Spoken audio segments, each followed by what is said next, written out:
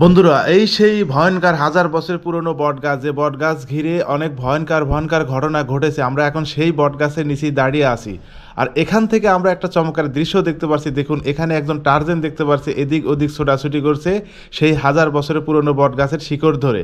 তো আজকে আপনাদেরকে জানাবো এই রহস্যে ঘেরা বটগাছের কিছু অজানা তথ্য। তো আমাদের সাথেই থাকুন। তারপরে থেকে ওই রক্ত পড়া আরম্ভ হয়েছিল পাতা দিয়ে। এর মধ্যে একজন দুজনের মানে দাস্ত আরম্ভ হয়েছে, মানে বমি আরম্ভ হয়ে গেছে। হ্যাঁ, বমি আরম্ভ হয়ে গেল। বন্ধুরা এই সেই নবরত্ন মন্দির, যে মন্দিরটির বয়স আছে 300 বছর। কি অসাধারণ কারুকার্য ঘেরা এই মন্দির। আসসালামু আলাইকুম বন্ধুরা, আশা করি সবাই ভালো আছেন। আমি এমডি মনির আপনাদেরকে স্বাগত জানাচ্ছি নতুন আরেকটা ভিডিওতে। বন্ধুরা আজকে আমি যে জায়গাতে অবস্থান করছি এটি একটি প্রাচীন আমলের একটি মন্দির। এই মন্দিরটির অবস্থান হচ্ছে সিরাজগঞ্জ জেলা উল্লাপাড়া উপজেলা হাটে কুমরুল। এই জায়গাটির নাম হচ্ছে হাটে কুমরুল। চমৎকার কারুকার্য ঘেরা এই মন্দিরটি আপনাদেরকে আজকে ঘুরে ঘুরে দেখাবো। আর এই মন্দির ঘিরেই একটি কথা প্রচলিত আছে সবার মুখে, সেটি হচ্ছে এই মন্দিরটি নাকি 3 তলা বিশিষ্ট ছিল। 2 তলা মাটির নিচে ডেবে গেছে এবং অবশিষ্ট 1 তলা রয়েছে। তো সেই বিষয়ে কিছু তথ্য আপনাদেরকে দেওয়ার চেষ্টা করব। আর ঠিক পাশের ইউনানেই আপনার চমৎকার একটি 100 বছরের রহস্যে ঘেরা বিশাল বড় একটি বটগাছ রয়েছে। সেই বটগাছটিও এই ভিডিওতে আপনাদেরকে দেখাবো। আশা করি অনেক ভালো লাগবে। আমাদের সাথেই থাকুন, চলুন যাওয়া যাক।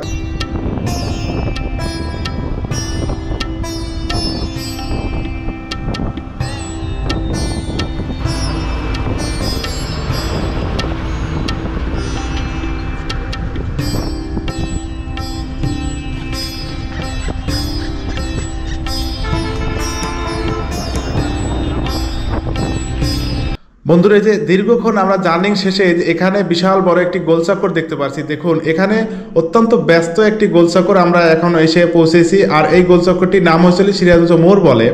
আর এইটিকে আপনার উত্তরবঙ্গে প্রবেশদ্বার বলা হয়। এখান থেকে আপনারা দেখতে পাচ্ছেন দেশের 4টি বিভাগের 4টি মহাসড়ক ভাগ হয়ে গেছে। ঠিক ডান পাশে আপনারা দেখতে পাচ্ছেন এটি হচ্ছে ঢাকা রংপুর মহাসড়ক, আর বামে চলে গেল ঢাকা নাটোর মহাসড়ক। আর ঠিক পিছনেই আপনারা চলে গেল ঢাকা পাবনা মহাসড়ক।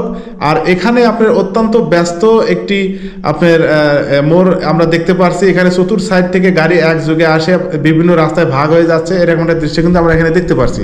আর আপনারা কেউ এই চমৎকার 300 বছরের পুরানো মন্দির যদি কেউ দেখতে আসতে চান, তাহলে দেশের যে প্রান্তি থেকে আপনারা আসেন না কেন ঠিক এই মোড়ে আসবেন।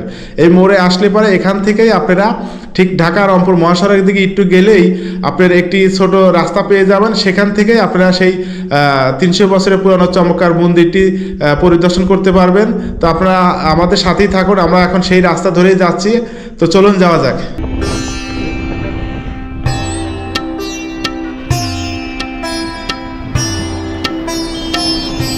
বন্ধুরা যে এখন আমরা ঢাকা রংপুর মহাসড়ক থেকে নেমে গ্রামে একটা মেঠোপথ অতিক্রম করছি। দেখুন, এই মেঠোপথে অতিক্রম করার সময় আমরা কিছু চমৎকার দৃশ্য এখানে দেখতে পাচ্ছি। দেখুন, এখানে চতুর্থ সাইডে সবুজের নীলাভূমি এবং ফসলের মাঠ এবং অসাধারণ ভিউ আমরা এখানে দেখতে পাচ্ছি।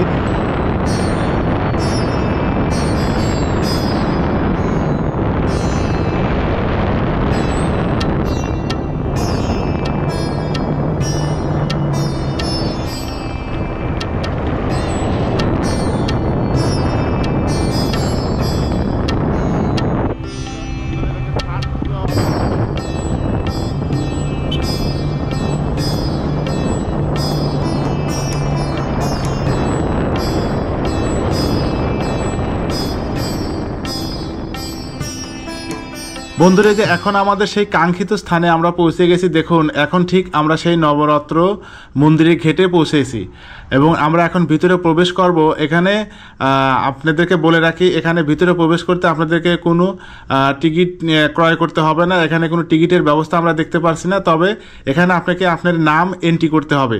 আপনি যে ভিতরে প্রবেশ করবেন সেই প্রবেশের একটি প্রমাণ এখানে তারা রেখে দিয়েছে। এখানে আপনার নাম এন্ট্রি করতে হবে। এন্ট্রি করে আপনি ভিতরে প্রবেশ করতে পারবেন এবং ভিতরে প্রবেশ করে চমৎকার সেই মন্দিরটি আপনারা পরিদর্শন করতে পারবেন। সেরকম একটা ব্যবস্থা কিন্তু কর্তৃপক্ষ করেছে, আমরা এখানে দেখতে পারছি। বন্ধুরা, এই যে এখন আমরা গেটের সব আনুষ্ঠানিকতা সেরে মূল মন্দিরের এরিয়ার ভিতরে প্রবেশ করলাম। দেখুন, প্রবেশ করে এখানে চমৎকার একটা দৃশ্য আমরা এখানে দেখতে পারছি। ঠিক গেটের পাশেই এখানে ছোট্ট একটি মন্দির রয়েছে মূল মন্দিরের পাশে। আর এই মন্দিরের এরিয়াটাও বেশ বড়ই দেখতে পারছি, আর অনেকটা পরিষ্কার পরিচ্ছন্নতায় রেখেছে কর্তৃপক্ষ দর্শনার্থীদের জন্য। বন্ধুরা, এই যে দেখুন, এখানে গেটে প্রবেশ করে যে ছোট্ট একটি মন্দির আমরা দেখছি, এই মন্দিরটি দেখুন কি অসাধারণ কারুকার্য। আর এখানে এই মন্দিরের চমৎকার একটা দৃশ্য আমরা এখানে দেখতে পাচ্ছি, সেটি হচ্ছে এই মন্দিরের একটি মাত্র গেট, আর একটি গেট দিয়ে আমরা যে এখন দেখব ভিতরে আসলে কার ভাস্কর্য রেখেছে। তো ভিতরে আমরা এখানে দেখতে পাচ্ছি শিবের ভাস্কর্য হিন্দু বাইরে রেখেছে এবং তারা এখানে প্রার্থনা করছে, এরকম একটা দৃশ্য কিন্তু আমরা এখানে দেখতে পাচ্ছি। আপনাদেরকে একটু দূর থেকে দেখাই, দেখুন এই ছোট্ট মন্দিরটি কি অসাধারণ কারুকার্য তারা স্থাপিত করেছে তখনকার সময়, এবং চোখ ধাঁধানো একটা দৃশ্য আমরা এখান থেকে দেখতে পাচ্ছি। দেখুন,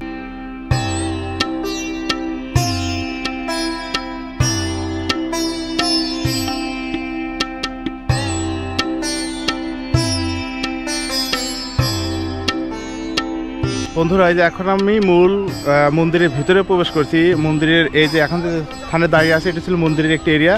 আমরা ঘেটে ঢোকার পরেই ডান পাশে একটি চমৎকার কাছারি ঘর দেখতে পাচ্ছি। এটা অনেকটা কাছারি ঘরের মতোই। এই যে আপনাদেরকে দেখাই, দেখুন এটা সেই মোগল আমলে যে আপনার কাছারি ঘরগুলো ছিল, সেই আদলেই এই ঘরটি করা। আপনাদেরকে এই ঘরটা একটু ভালো করে দেখাই, দেখুন বন্ধুরা। এই যে এখন আমরা সেই প্রাচীন আমলের যে কাছারিঘর, সেই কাছারিঘর চারপাশটা ঘুরে ঘুরে দেখছি, যে আপনাদেরকেও দেখাচ্ছি। দেখুন কি অসাধারণ দেখতে।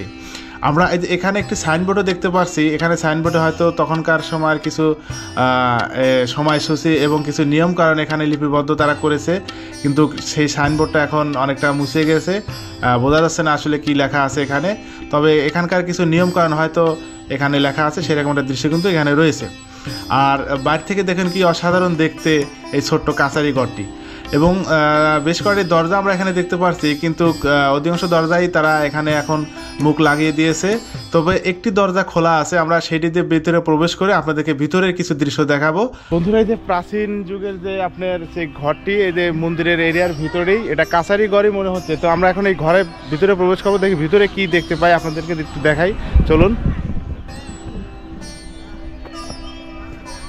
বন্ধুরা, যে এখন আমরা ঘরের ভিতরে প্রবেশ করছি, এখানে দেখুন ভিতরে আমরা কিছুই দেখতে পারছি না। এখানে হয়তো কিছু এই মন্দিরের সংস্কার কাজের কিছু মালামাল এখানে রেখেছে, আমরা এরকম একটা দৃশ্য দেখতে পাচ্ছি। আর আপনাদেরকে একটু ছাদটি দেখেই দেখুন, 400 বছরের পুরনো কাছারি ঘরের যে নকশা এবং ভিতরের যে কারুকার্য, সেটা আপনাদেরকে একটু দেখালাম। আমরা এখন বাইরে যাব। দরজাটা কি একদম সরু দরজা, ছোট্ট দরজা দেখতে পাচ্ছেন। এই যে শুধু একজন মানুষের ভিতরে প্রবেশ করতে পারবে একসাথে, এবং কি একদম ছোট্ট একটি দরজা। আর এখানে হয়তো ছোট্ট আপনার নিরাপত্তা যে কর্মীরা আছে, তারা হয়তো এখান থেকে কোনো দৃষ্টি রাখতো বাহিরের, সেরকম একটা হোলটা আমরা এখানে দেখতে পাচ্ছি। কিন্তু এটা এখন লাগিয়ে দেওয়া হয়েছে, এটা পুরোটাই এখন লাগিয়ে দেওয়া হয়েছে। বন্ধুরা, যে এখন আমরা ঠিক সেই মূল মন্দিরের দিকে যাচ্ছি। দেখুন এখানে দূর থেকেই কি চমৎকার দেখতে, তখনকার সময় কি অসাধারণ কারুকার্য আমরা এখানে দেখতে পাচ্ছি। চমৎকার একটা দৃশ্য কিন্তু আমরা দূর থেকেই দেখতে পাচ্ছি। যে মন্দির নবরাত্র যেটার নাম বলা হয়, সেইটার ভিতরে প্রবেশ করব, সেই 400 বছর পুরানো। এইটার ভিতরে দেখি আসলে কি আমরা দেখতে পাই, আপনাদেরকে দেখাবো। আশা করি অনেক ভালো লাগে, আমাদের সাথেই থাকুন। তো চলুন।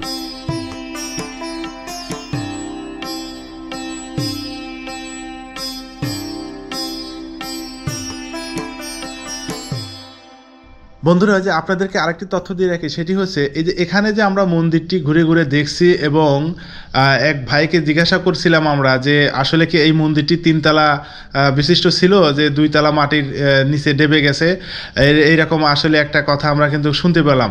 তো এই বিষয়ে আপনি কিছু জানেন কিনা বা আমাদের কিন্তু তথ্য দিতে পারেন কিনা? সে ব্যক্তি বলল, না আসলে এটা আসলে ভুয়া কথা, এই কথার আসলে কোনো সত্যতা নেই। এই মন্দিরটি এইরকমভাবেই নির্মাণ করা হয়েছে, এই যে 1 তলা বিশিষ্ট, এবং এইভাবেই এই অবস্থায় রয়েছে এখনও। প্রথমে যেভাবে নির্মাণ করা হয়েছে সেই অবস্থায় এই মন্দিরটি এখন এই অবস্থায় রয়েছে, সেরকম একটা দৃশ্য কিন্তু আমরা এখন দেখতে পারছি। এবং আমরা যেটা এখানে দেখে বুঝতে পারছি এবং আপনাদেরকে দেখাচ্ছি, দেখুন এখানে মনে হচ্ছে না যে এই মন্দিরটি আসলে 3 তলা বিশিষ্ট মন্দির ছিল, 2 তলা মাটির নিচে চলে গেছে, এরকম কিন্তু দেখে মনে হচ্ছে না। এবং এখানকার নির্মাণ কাজ এবং নকশা দেখে মনে হচ্ছে না এটা এইভাবেই করা, এবং এই অবস্থায় যেভাবে ফার্স্টে করেছিল সেই অবস্থায় রয়েছে, এরকম একটা দৃশ্য কিন্তু আমরা এখানে দেখতে পারছি। আর কি অসাধারণভাবে কারুকার্য দিয়ে এই মন্দিরটা সাজিয়েছে আপনারা দেখুন।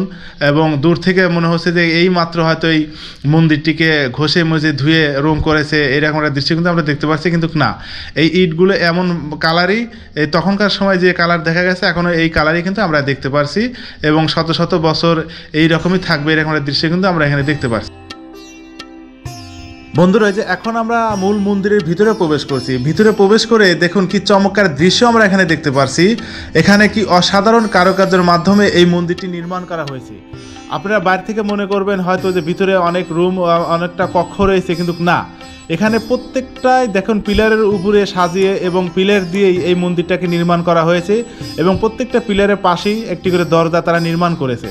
কি অসাধারণ কারুকার্যের মাধ্যমে এই মন্দির তখন তারা নির্মাণ করেছে, চমৎকার একটা দৃশ্য কিন্তু আমরা এখানে দেখতে পাচ্ছি। এবং একসাথে অনেক মানুষ ভিতরে প্রবেশ করতে পারবে এবং একসাথে বের হতে পারবে, এইরকম একটা দৃশ্য আমরা এখানে দেখতে পাচ্ছি। এবং আসলে চোখ ধাঁধানো একটা কারুকার্যের মাধ্যমেই কিন্তু এই নির্মাণ কাজ তারা করেছিল, তখন তারা এই নির্মাণ করেছে এই মন্দিরটি। এবং আমরা আরও একটু ভিতরে প্রবেশ করে দেখব যে আসলে এই মন্দিরের মূল যে জায়গা সেখানে কি পরিস্থিতি বিরাজমান আছে সেটা আপনাদেরকে একটু দেখাই। চলুন যাওয়া যাক।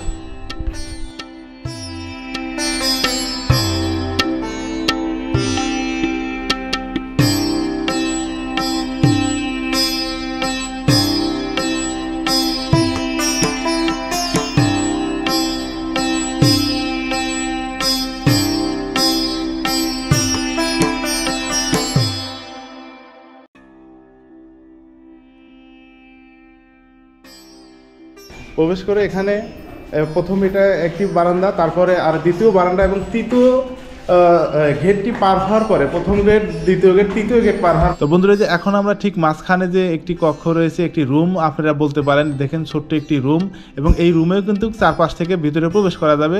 এই আদলে কিন্তু এই রুমটি নির্মাণ করা হয়েছে। আর এখানেই মূলত তারা ভাস্কর্য রাখতো, যে ভাস্কর্য তারা তখন পূজা করতো সেই ভাস্কর্যটা এখানেই রাখতো, এবং এই যে এই জায়গাতেই বসাতো, সেই রকম দৃশ্য কিন্তু আমরা দেখতে পাচ্ছি। এখন ভিতরে কোনো ভাস্কর্য আমরা দেখতে পাচ্ছি না, একদম পরিষ্কার, এবং মূল মন্দিরে হয়তো পূজা হয় না, এরকম একটা দৃশ্য কিন্তু আমরা এখানে দেখতে পাচ্ছি। তো বন্ধুরা, আমরা বাহির থেকে আরেকটু ভালো করে দেখি, চলুন দেখি বাহিরে আরও কি কি দেখতে পাই। কি অসাধারণ কারুকার্য এখানে আমরা এখানে দেখতে পাচ্ছি দেখুন। এবং বিশাল এরিয়া নিয়ে এই মন্দিরটা করা, কিন্তু ভিতরে কি ছোট্ট একটি জায়গা তারা এখানে করেছে, এবং কি ডিজাইন করেছে। তখনকার সময় এইরকম চমৎকার ডিজাইন এখন করা সম্ভব না।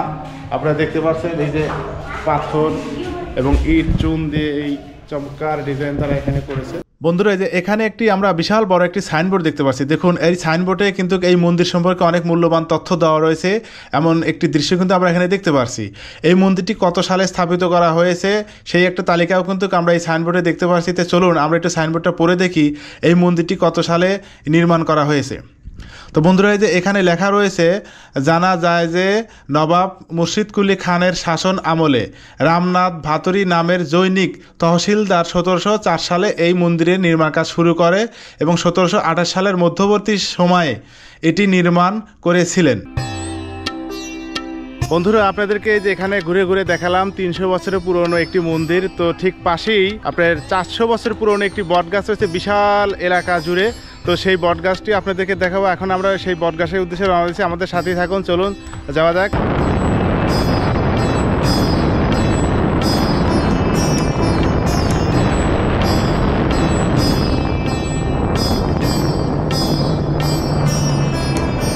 বন্ধুরা, আমি যে স্থানে দাঁড়িয়ে আছি এটি হচ্ছে ভুয়াগাতি, এই জায়গাটির নাম ভুয়াগাতি। আপনারা যারা সেই 300 বছর পুরনো বটগাছ দেখতে আসতে চান তারা আপনারা যেখান থেকে আসুন, বাংলাদেশের যে প্রান্ত থেকে আসুন, এই যে এই জায়গাটির নাম হচ্ছে ভুয়াগাতি। এই ভুয়াগাতি বাস স্ট্যান্ড, এখানে নেমে ভুয়াগাতি বাজার থেকে আপনারা সরাসরি সেখানে এই যেখানে অটো আছে, সিএনজি আছে, আপনারা ওখানে চলে যেতে পারবেন সেই 300 বছর পুরনো বটগাছ দেখতে।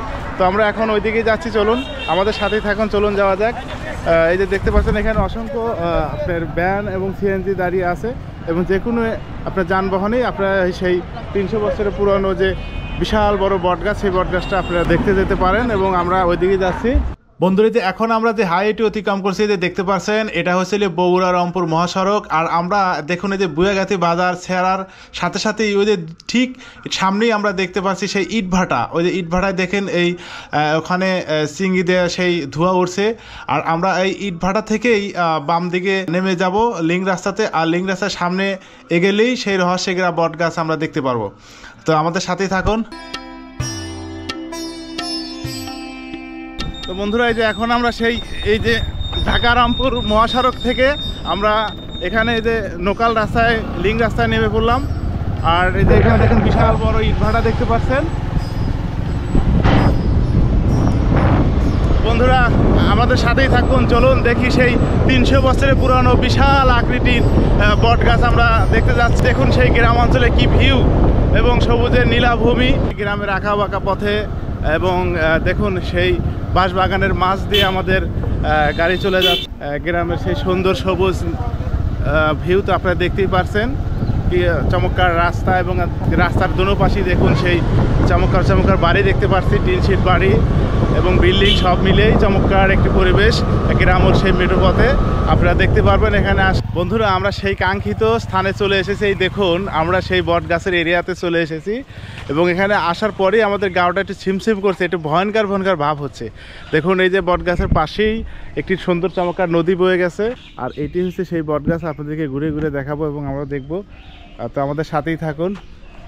এই গাছের কোনো ডাল এবং কোনো পাতা কেউ যদি জ্বালানি হিসেবে ব্যবহার করে, অথবা এখান থেকে কেউ যদি সংগ্রহ করে তার বাড়িতে নিয়ে যায়, তার নাকি বিশাল সমস্যা হয়, রকমের রোগ তার শরীরে প্রবেশ করে এবং অবস্থা তার খারাপ হয়ে যায়, নাজুক অবস্থা হয়ে যায়। সেই রকম একটা ব্যাপারই আমরা এখানে জানতে পারলাম এই এলাকার লোকজনের সাথে কথা বলে। এই কারণে এই গাছের কোনো শিকড়, কোনো পাতা কেউ নেয় না। এবং আমরা আর একটা জিনিস এখানে দেখতে পাচ্ছি, দেখুন এই যেখানে অসংখ্য গাছের পাতা পড়ে আছে, এবং দেখুন পাতা দিয়ে একদম পরিপূর্ণভাবে রাস্তাগুলো ঢেকে গেছে। তারপরে এই গাছের পাতা কেউ নেয় না, এবং এই গাছের শিকড়ে কেউ ছেড়ে না জ্বালানি হিসেবে ব্যবহার করার জন্য। সেই রকম একটি তথ্যই আমরা জানতে পারলাম, যেখানে এইখানকার এই গাছের কোনো কিছু কেউ বাড়িতে নিয়ে গেলে জ্বালানি হিসেবে ব্যবহার করলে, অথবা অন্য কোনো কাজে ব্যবহার করলে তার বিশাল সমস্যা হয়। বন্ধুরা, যে এখন আমরা সেই রহস্যে ঘেরা যে বটগাছটি, সেই বটগাছের নিচে আমরা এখন অবস্থান করছি, আর আপনাদেরকে কিছু অংশ দেখালাম এবং আরও দেখব। তো চলুন আমরা এখন স্থানীয় এক আঙ্কেলের সাথে একটু কথা বলে এই রহস্যে ঘেরা বটগাছ সম্পর্কে কি তথ্য আপনাদেরকে জানাতে পারি এবং আমরাও জানতে পারি। তো চলুন, এই যে এখানে এক আঙ্কেলটা আমরা পেয়েছি, তার সাথে একটু কথা বলে দেখি আমরা কি জানতে পারি আর কি তথ্য সে দিতে পারে এই রহস্যে ঘেরা বটগাছ সম্পর্কে। তো আঙ্কেল, আপনার নামটা কি একটু বলবেন? মোহাম্মদ আব্দুল কুদ্দুস। আব্দুল কুদ্দুস, এই যে আব্দুল কুদ্দুস আঙ্কেল এখানকার স্থানীয়। এবং আঙ্কেল আর একটা জিনিস আমি আঙ্কেলকে জিজ্ঞাসা করলাম, সেটি হচ্ছিল এই গাছের আসলে বয়সটি কত। তো আঙ্কেল একটু বলবে যে আসলে এই গাছের বয়স কত, এবং সেই বিষয়ে একটু আমাদের ধারণা দিবে। আপনি একটু বলেন যে আসলে গাছের বয়স কত, এবং আপনারা কি জানেন? 300-400 বছর হবো। 300-400 বছর হবে।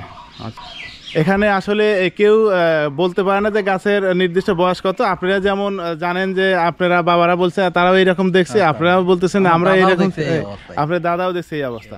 তো এখন তো এই যে সোশ্যাল মিডিয়ার কল্যাণে এখন এই অত্র এলাকা এবং সারা দেশের মানুষ জেনে গেছে, এবং বিভিন্ন জায়গা থেকে মানুষ আসে এই গাছ দেখতে। এতে আপনাদের কেমন লাগে? ভালোই লাগে। ভালোই লাগে, তাই না? ভালোই লাগে। আচ্ছা, এবং এখানে আসলে এই গাছের উপরে কেউ ওঠে না? গাছের উপরে ওঠা যায়, উপরে উঠলে কোনো সমস্যা হয় না। আর এই যে এরিয়াটা, এটা কি স্থানীয় কোনো মালিকানা জায়গা নাকি এটা গভর্নমেন্টেরই জায়গা? এটা গভর্নমেন্টেরই জায়গা। আচ্ছা, আর আমি আর একটা বিষয় জানতে পারলাম, সেটি হচ্ছে এই গাছের নাকি কোনো পাতা, কোনো ডালপালা কেউ বাড়িতে নেয় না। আচ্ছা, এগুলো কেউ নেবে না? এই যে এটা যে পড়ে আছে, এটা কেউ নেবে না, কেউ জ্বালানি হিসেবে ব্যবহার করতে নেবে না, কেউ ধরবেও না। এটা নিলে কি আসলে কোনো সমস্যা হয়? এরকম হয়েছে? সমস্যা হয়েছে একবারে, যে মসজিদে জামাতা ছিল তো, হ্যাঁ, হুজুর জানে না, না পেরে ও আবার ভিতরে পাহানা করেছিল। ও পাহানা ছিল, তারপরে থেকে ওই রক্ত পড়া আরম্ভ করছিল পাতা দিয়ে।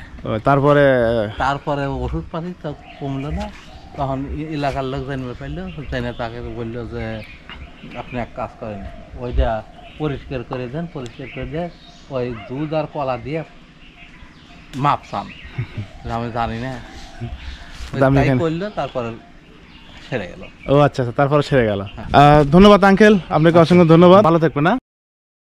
কি বিশাল এলাকা জুড়ে এই বটগাছের অবস্থান, এবং এখানে প্রায় 3 বিঘা জমির এরিয়া নিয়ে এই তার অবস্থান জানান দিয়েছে। এরকম একটা দৃশ্য কিন্তু আমরা এখানে দেখতে পাচ্ছি। আপনাদেরকে 4-5টা একটু ঘুরে ঘুরে দেখাই, এই যে দেখুন।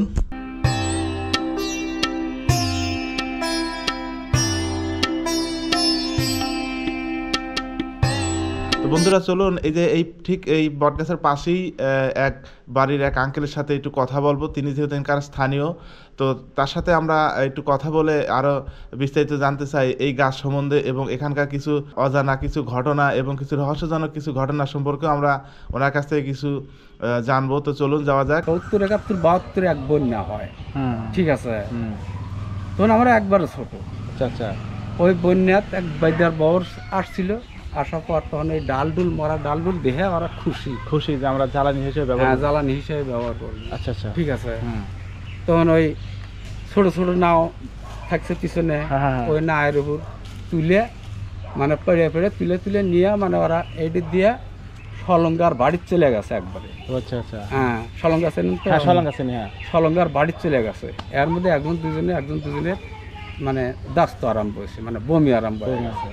হ্যাঁ বমি আরম্ভ হয়ে গেল, তারপরে ওরা ওরকমভাবে একে একে একে একে সবাই একটা মানে অসুস্থ ভাব অনুভব করছে। ঠিক আছে, অসুস্থ হয়ে যাচ্ছে। তখন কিছু কিছু লোক ওরা নাও বিড়াইছে, কিছু কিছু লোক ওদের কাছে আসছে, আইসা খড়ি টড়ি এর সেটা জিজ্ঞাসা করছে, কি আর তোমরা এত বড় বড় খড়ি, এরকম মোটা খড়ি খড়ি যেমন পড়ে পড়ে গেছে। হ্যাঁ নিয়ে আসছে, বলে খড়ি আনছি আমরা ওই অমুক জায়গা থেকে। হ্যাঁ তখন কইছে না, মানে বিশাল এক বটগাছ আছে, বটগাছের খড়ি পাতা পাতি একটু পড়ে না। হ্যাঁ যখন এই কথা কইছে কলিবার, তখন ওই কথাটাই আগারে মনে ভয় এসে গেছে। হ্যাঁ তখন ওখান ব্যাক করে আইসে তারপরে নামা দিয়ে নিয়ে চলে যায়। তারপরে কি হয়েছে না হয়েছে আমার তারাই। আচ্ছা, আর একটা বিষয় আমরা জানতে, সেটা হচ্ছে আপনার বাড়ি যেহেতু এখানে, আপনাদের এখানে রাত বিরাতে চলাফেরা করতে কোনো সমস্যা হয় না? কোনো সমস্যা নেই, রাত বিরাতে চলাফেরা করতে কোনো সমস্যা হয় না, কোনো সমস্যা নেই। আর একটা জিনিস আমরা দেখছি পূর্বের থেকে, এই গাছে কিন্তু শগুন পরিবার বাড় নেই, এখনো কোনো শগুন, এখনো কোনো শগুন পরিবার নেই। গরু মাংস খায় তো, আমি হিন্দু, মানে শগুন পরিবার নাই। ওই গাছে ড্যানিভাই পড়ছে কিন্তু এই গাছে পড়ে না, বাস্তব কথা। আমার তো বন্ধুরা, আমরা আরেকটা তথ্য জানতে পারলাম, দেখেন এই গাছে সব ধরনের পাখি পড়তে পারে কিন্তু কোনো শগুন পড়তে পারে না। আমরা একটা জটিল তথ্য জানতে পারলাম এই ভাইয়ের মাধ্যমে। তো এটাও একটা আমরা আপনাদের একটা নতুন তথ্য দিলাম, যে এই গাছে কিন্তু সব ধরনের প্রাণী বাসা বাঁধে এবং পড়ে।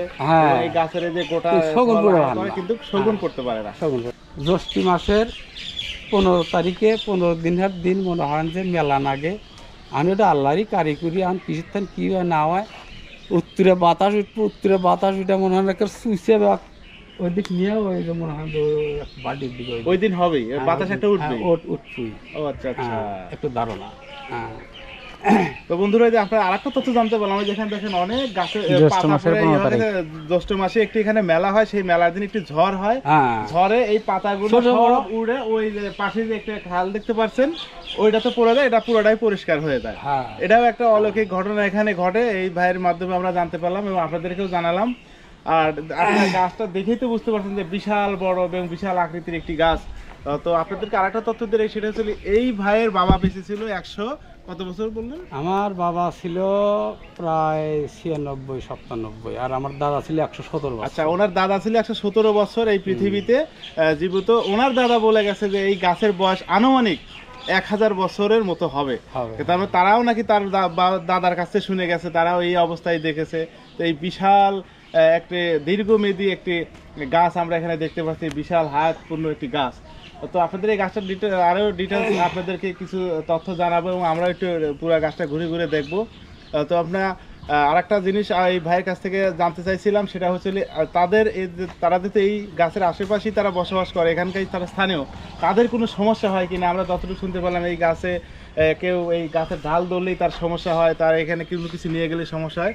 তো সেই বিষয়ে আমাদেরকে একটু জানাইছে, না তাদের কোনো সমস্যা হয় না, এবং রাত বিরাতে চলাফেরা করার সময় তারা যে ভয় এবং না ওনার কিছু এই জাতীয় কোনো কিছু কিছুই এদের সমস্যা হয় না। পায়খানা পেশাব করলে পরে জানা থাকলে পরে ওটা পরে। আপনার নামটি কি একটু বলবেন? আমার নাম মোহাম্মদ গোলবার হোসেন। আচ্ছা, মোহাম্মদ গোলবার হোসেন ভাই, আপনাকে অসংখ্য ধন্যবাদ। তো ভালো থাকবেন, আসসালামু আলাইকুম। বন্ধুরা চলুন আমরা এই গাছটি, পুরো গাছটি একটু আপনাদেরকে আরেকটু ভালো করে ঘুরে ঘুরে দেখায় নেই। আর এই যে এখন আমি আপনাদের পুরো গাছের যে মূল যে আপনার গোড়াটি, সেই গোড়াটার চতুর্পাশে ঘুরে ঘুরে দেখাবো। এবং এখানে দেখুন বিশাল বড় এরিয়া নিয়ে এই গাছটির আমরা অবস্থান দেখতে পারছি।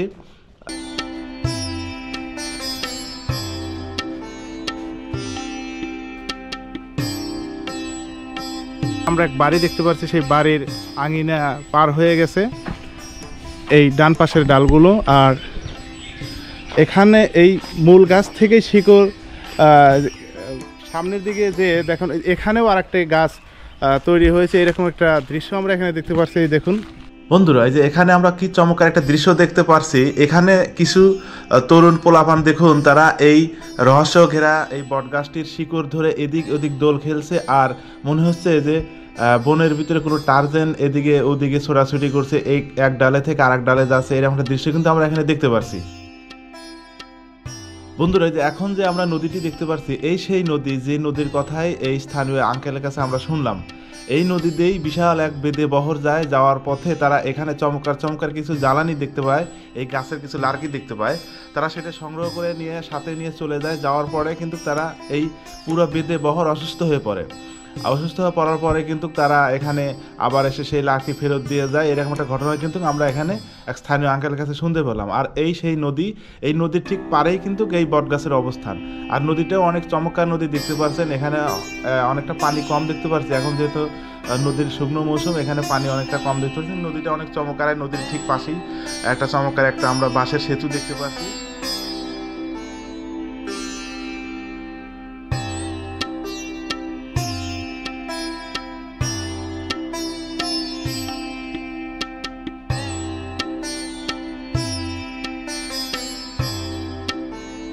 বন্ধুরা, এই যে আপনাদেরকে সেই বিশাল আকৃতির 400 বছরের পুরনো বটগাছ ঘুরে ঘুরে দেখালাম এবং আমরাও দেখলাম। তো আজকের ভিডিওটা এখানেই শেষ করতে হচ্ছে, কেননা এখন বিকাল করে সন্ধ্যা হয়ে যাচ্ছে। তো সবাই ভালো থাকবেন, সুস্থ থাকবেন। দেখা হবে অন্য কোনো ভিডিওতে, অন্য কোনো ব্লগে। আসসালামু আলাইকুম, আল্লাহ হাফেজ।